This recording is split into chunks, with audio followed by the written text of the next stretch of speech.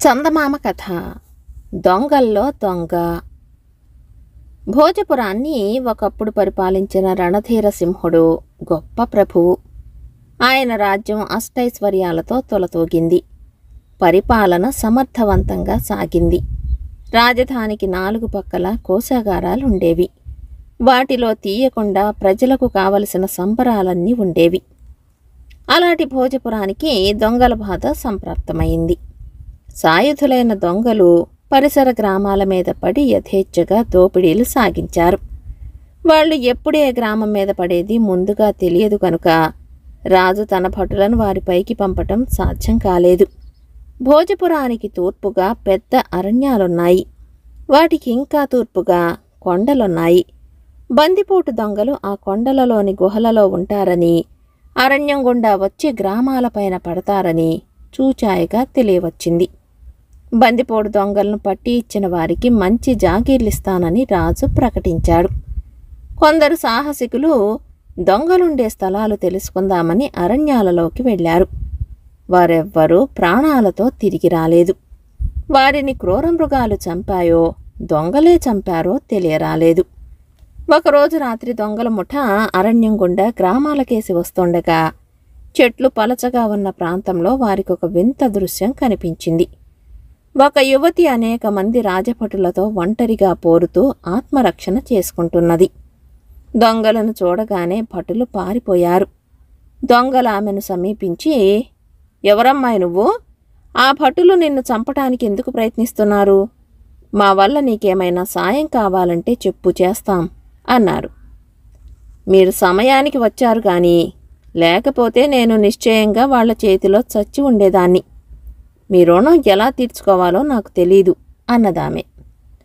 మేం బందిపోటు దొంగలం, నువ్వెవరు అని దొంగలు మళ్ళీ అడిగారు.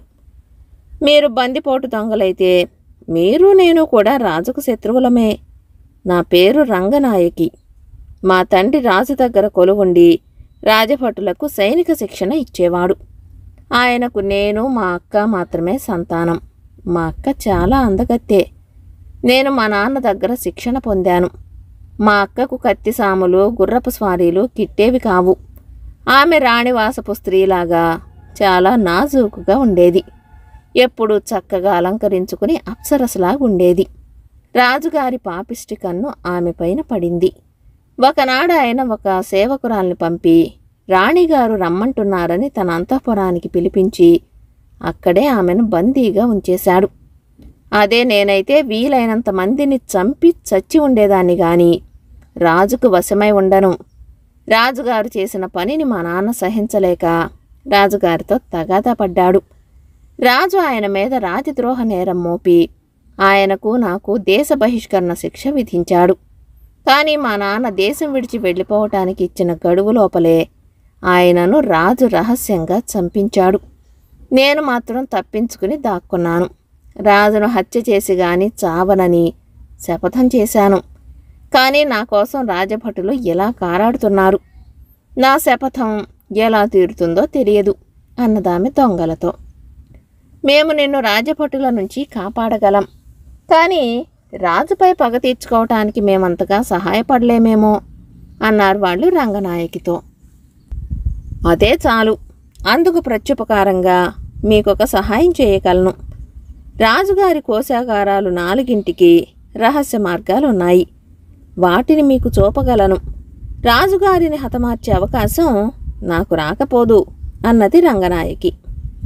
అయితే ఇప్పుడే పోదాం, కోశాగారానికి దారి చూపించు అన్నారు దొంగలు. రంగనాయకి వారిని ఒక రహస్య మార్గం గుండా తూర్పున ఉన్న కోశాగారం చేర్చింది. దొంగలు దాన్ని కొల్లగొట్టి తమ వెంట రంగనాయకిని తమ రహస్య స్థలానికి తీసుకుపోయారు. మర్నాడు రాత్రి దాకా ఆమె వారి వెంట ఉండి వారందరి పరిచయము చేసుకుని చీకటి పడగానే దక్షిణ కోశాగారం వద్దకు తీసుకుపోయింది. తూర్పు కోశాగారం వద్ద ఉన్నట్టే ఇక్కడ కూడా ఒక నెమలి బొమ్మ ఉన్నది. దాన్ని ఒక పక్కకు తిప్పితే తలుపు తెరుచుకుంటుంది. రంగనాయకి తలుపు తెరిచింది. కానీ దొంగలందరూ లోనికి పోగానే మళ్ళీ నెమలిని తిప్పి తలుపు మూసేసి తన దారిన తాను వెళ్ళిపోయింది. తాము ప్రవేశించినది కోశాగారం కాదని చెరసాల అని దొంగలు తెలుసుకున్నారు. రంగనాయకిని కేకలు పెట్టి పిలిచారు. నోటికి వచ్చినట్టు తిట్టారు. కానీ ఏమీ ప్రయోజనం లేకపోయింది. తర్వాత రాజుగారి సభలో దొంగల విచారణ జరిగింది. రాజుగారి పక్కనే రంగనాయకి కూర్చున్నది. ఆమె రాజకుమార్తెనని దొంగలకు తెలియవచ్చింది. తర్వాతి కాలంలో తండ్రి తర్వాత ఆమె పట్టాభిషిక్తురాలై జనరంజకంగా పరిపాలన చేసింది. కథ సమాప్తం.